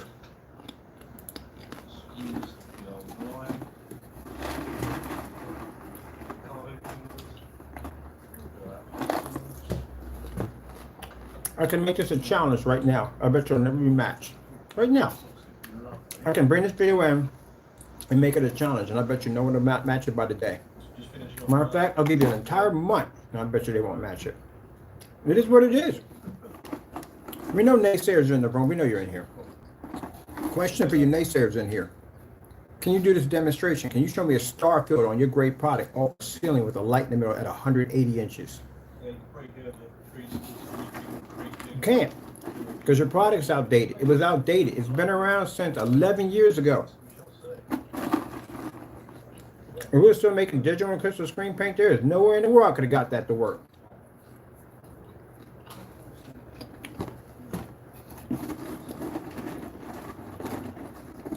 Your stuff don't work. It's outdated.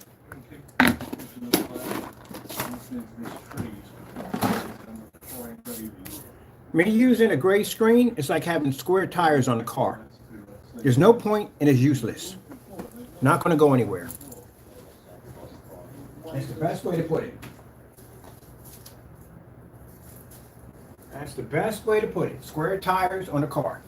Useless, no point, and you're not going anywhere. You're going to be stuck in the same place. That's where you're going to be at.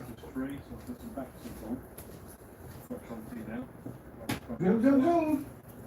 We heard a little thunder earlier in the distance, and the rain is starting to come through the canopy. So one of the things we want to talk about in the Cyber Gaming Garage is what screen paints are going to be best for you when it comes to your gaming applications. When it comes to your apps, they're going to be on your gaming system. What's going to be better for you? Because I'm going to tell you something. Gamers, if they're going to choose a TV, they're not going to choose a gray TV. They're going to choose a black. They're going to go with an OLED. That's what they're going to go with. Why? Contrast levels. Contrast is everything. So why in the world would you use a gray screen for gaming? You can't even pick up contrast correctly. You can't even pick up color correctly. You don't even get the best out of your projector. But yet, if you're going to be buying a monitor for your setup, you're going to get an OLED. The darker the contrast, the better. But then you have a great projection screen. You figure it out. Black is very important for gaming.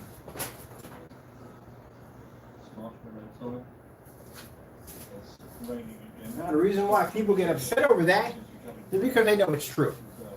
They know that when they turn on the lights, their screen washes out. They know they have to be in dark environments. They know if they swap out their projectors for low-end projectors, that the picture quality changes.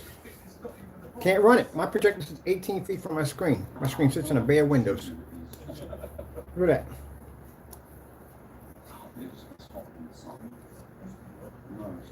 Some of y'all got a nerve to be opening up doors and windows, making say I'm in extreme ambient light. You're not in extreme light and ambient light environment. Where's your contrast levels at? I'll walk through the kitchen, come out the other side, show you from any angle. It pulls. You can even see my screen in the next room with the sunlight hitting it. So as I'm saying with my hand, when you look at the screen, I should be able to stand here and see at this angle, and that angle. Oh, man, they never show me anything. This is where I get bored with y'all products. Y'all never show anything. Nothing worth our time. Look at that. I'm watching ducks off my ceiling. You can see the water cascading around the light, the fixture. Got the same demonstration right there. Customers don't want to be trapped in the dark, and they definitely want to be, they want to get the most out of their investment, the money they spent for their projector.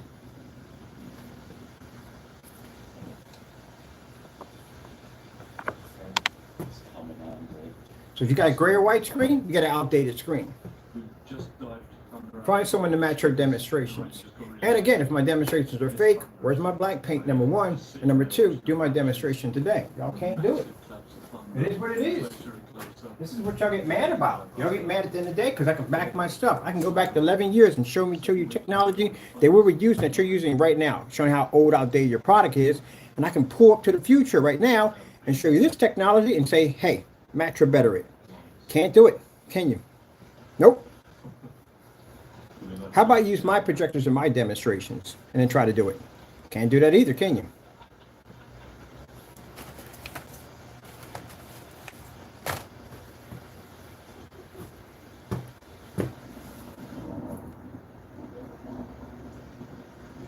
That's why we put down match or better on our demonstrations. No one matching betters or demonstrations.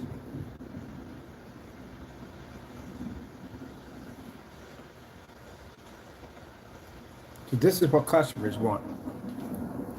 They don't be trapped in the dark. They don't want the living rooms to be caged. They don't want that.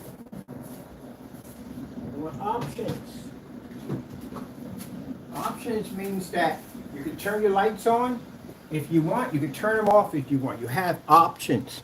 Not you're stuck in the dark because you're afraid your screen's going to turn tan on you or wash out on you. That customer had a 70-inch screen and he washed out. And we could do this easily outside on a 1,000 lumen projector at 13 feet back. 720p, not even 4K at all. Cost me $75. All I have to do is type into my engine here, my search, simple and plain. 13 feet back, 1,000 lumens. That's it. Or 12 feet back, 1,000 lumens. That's all. You can come right here. Go to my archives if you want. So they're going through YouTube and looking through everything. You can type in anything you want. We did the demonstrations. So we'll do 1,000 lumens.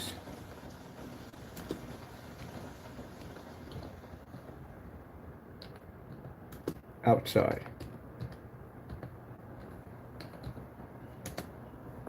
There you go. 1,000 lumens outside. Can anyone do that on their YouTube channel right now? Can they do what we're doing right now? I've seen somebody, we're not going to mention the name, but I've seen somebody do a 4K ViewSonic, I think it was a ViewSonic projector at 1,000 lumens and your screen disappeared. This is 1,000 lumens outside on our technology. So I'm walking around, all my screens are fired. I've got lights under my screens as I'm walking through the environment. This is my screen outside. See how far my projector sits back? It's not even anywhere near the screen. There's my Sony VPL.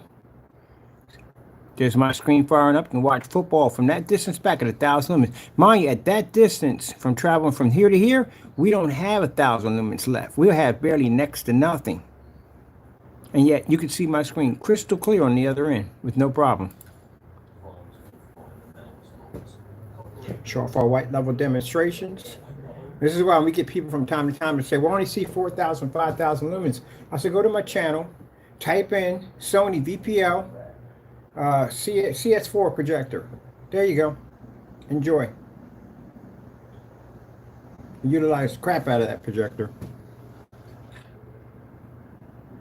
Look at this. You couldn't pick up a proper contrast level. This is on a 1,000 lumen projector that cost me $75.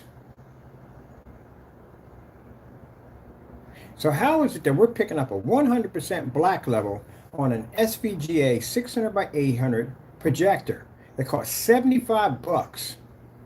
We're reading at 100 and a 4K projector, short throw, sitting that close to a screen, couldn't register and no black bars, no contrast levels, nothing. Yeah, paint's crap, that's why. You've got quite a show. Paint is crap. Look at the side angle. That's a side angle on a white level right there. We don't play around when we do demonstrations. We don't go to that, oh, we do all colors so we can get away with crap. No, we do your white levels, we do contrast and color. That's me on the side of the deck looking at a projector that's sitting all the way on the other end at 1,000 lumens, and look how sharp that white level pulls up. Yeah, man, you got to back your stuff. And I'm talking about anybody, got to back it. Look at me, another one right here. Check this out. Outside, this is called one of the tests we have to run our screens through. So you have to go through these tests in order to earn labels. These are other products we had. This is my projector all the way back here. You can see my fish popping up with no problem whatsoever. Another 1,000 lumen demonstration. See, the thing is, the one thing I have a problem with these fake paints is they'll do a demonstration and they'll squeak by. They'll cut all the corners they possibly can and squeak by. And they'll never do those demonstrations ever again. They figure they do it one time and they got a chance to cheat through it. They don't do it again. We do them over and over again and again and again and again and again. We have stockpiles of demonstrations. Because, you know, we can. We don't have a problem with doing that because our technology is tested. Look at this.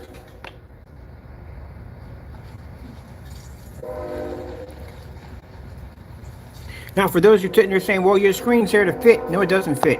Because at 13 feet from the screen, you overlap. That means anything out here can't see it because there's no screen there. The only thing they can pick up is the screen. That's why we did it at that distance. So there's our Starfield demonstration popping up. Got to make sure you get what you pay for, people. So when we get people say, oh, but you're using... No, I got over 70 projectors in my collection. How many projectors do they have in their collection for testing? Yeah, there we go. That's why you can go in my archives. You can pull tons of videos. So just about everything you could think of on us using those 1,000 projectors. There we go, right there. So how do you wash out on a 4K projector? See, we got 10,000 lumen right there. Yeah, screen. It's not wrong with the projector. The projector the guy has is fantastic. The problem is he's just on a crappy screen. That's what it is. Let me walk through my demonstrations again. Look how fully lit my environments are.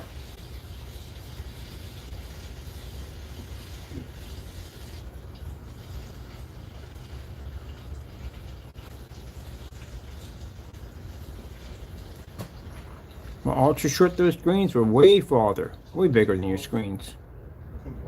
Get outside, get the work done.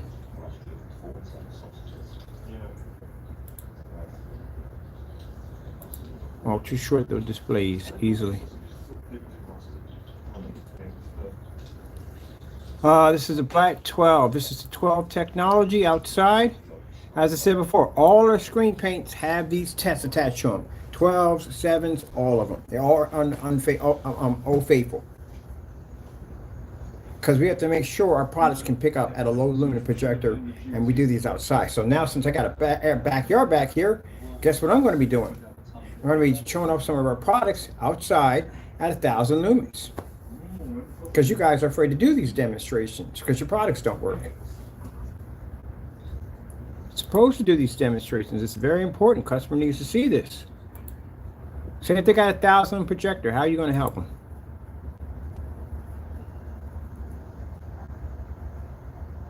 These are all demonstrations, all 1,000 lumens, 1,000 lumens. Here's another one right here. Outside. 1,000 lumens.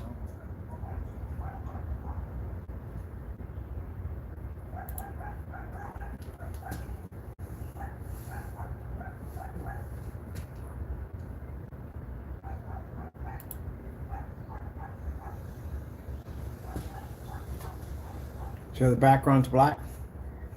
Yep.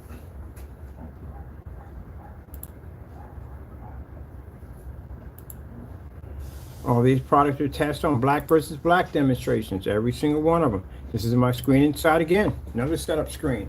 I've had so many screens ordered, it's not even funny. I had 135 inches, 235.1s. I had a frameless screen. I had bunches of screens in that section. We change out all the time to do different screens. But sure, on any application, it runs with no problem. I'll pop outside.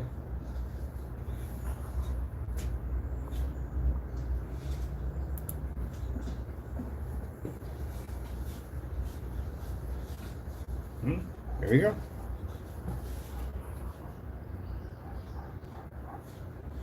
So what they see on their channels, no backing anything up.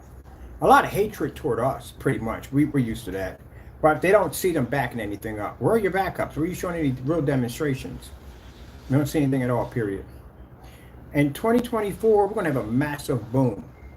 Huge 250-inch screen on display. You ain't going to be able to miss that thing from anywhere. As a matter of fact, I plan to go by a couple times with a camera when they're running whatever they're going to be playing off of it. Can't wait to see that thing fire up. And then you get a chance to see other restaurants incorporating our technology and other windows with our window ad tech technology and gaming technology, all incorporated into Allentown.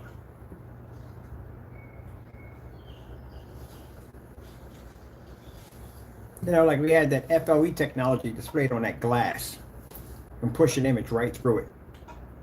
We could do it there, we could do it on any window we want in that entire environment because we already tested, we know it works.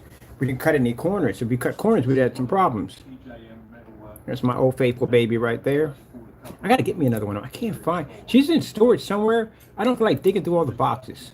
But we're going to show you Pico projectors and our gaming technology. So when we do over here, we're going to show you how to build mods, how to design, customize PCs, all that stuff. We're going to show you what we're going to do to the PS5 and the new Xbox. I'm going to take them out of their cases and mod them up. Some cool ways to do that. How to design your own customized gaming desks, all that stuff, little lights, all that cool stuff in the day.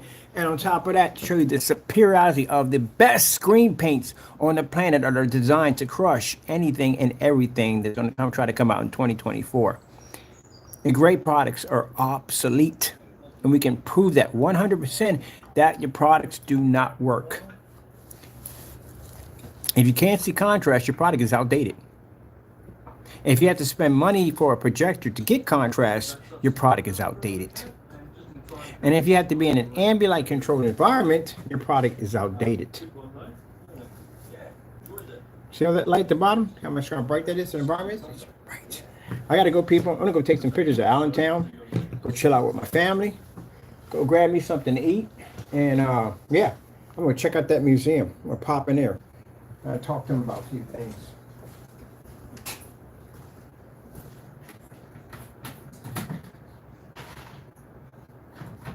Can't wait to show them what we got coming up for them. Picture on the wall.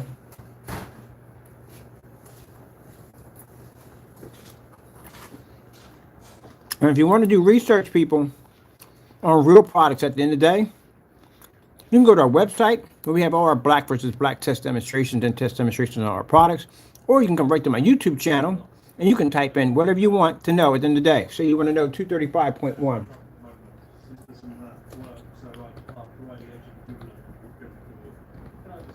We even talk about the projectors that you can use for 235.1. Their hidden features, which is the ViewSonics. This is all my setups on 235.1. That's all you got to do is type in. That's it. We have over 10,000 video demonstrations on YouTube on just about everything you could possibly think of. Even submerged screens underwater, even liquid screens, even fusion screens, you name it, we've done it already. Compare us to everybody else. That's a challenge we give you today. Do your research and compare our demonstrations versus everybody else.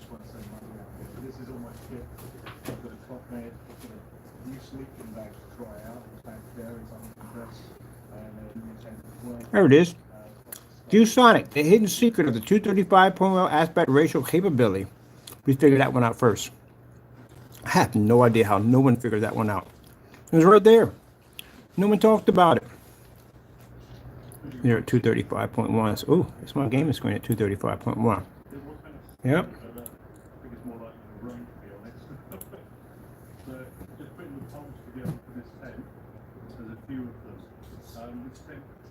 I mean, it looks from pictures very similar to my Nortec, the Gamma 6. All right, I'm out of here. Gotta go. I can't wait till we get the. Oh, yeah, I got the cloud system coming in pretty soon. We got a prototype, the design one, and see what it's like. I'm curious to see what this thing is. Can't believe I had all those freaking LED lights. And I didn't think it was cotton. It was freaking cotton to get that effect. Because when I saw the demonstrations, I just saw people were showing how to do it. I was like, how the frick are they doing that? And then later on, I started seeing demonstrations of cotton. Literally could have did cotton. That was it. We're going to build one in here for the gaming setup. All right, got to go. Thank you all, and God bless. Do the research before you buy, people. Make sure your stuff is, make sure whatever you're buying for your gaming, movies, sports, whatever, make sure that whoever you're buying it from can back it.